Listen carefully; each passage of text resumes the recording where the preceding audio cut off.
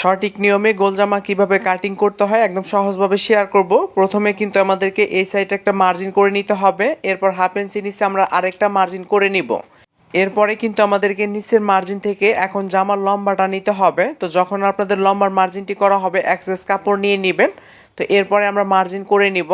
এরপরে আবারও কিন্তু আমাদেরকে নিচের মার্জিন বরাবর হাফ বডির মাপটা 16 ইঞ্চি নিতে হবে। তো দেখুন স্কেল দিয়ে আপনার মার্জিনগুলো টেনে নেবেন।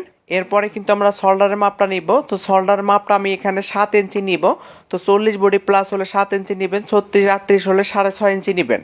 এরপরে নিচের মার্জিন থেকে সেমভাবে কিন্তু আমাদেরকে মাপটা নিতে হবে।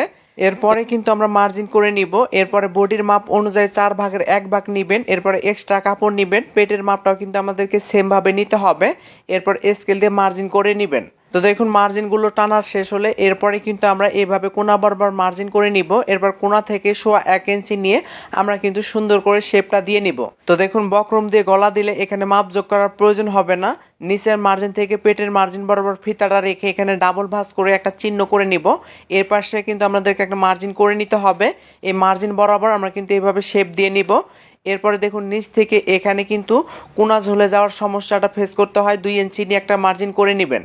এরপরে পুরো জামাটা আমাদেরকে কাটিং করে নিতে হবে। এরপর এক্সেস কাপড়টা এভাবে ঘুরিয়ে আমরা কিন্তু জয়েন্টের পার্টটা কাটিং করে নিব।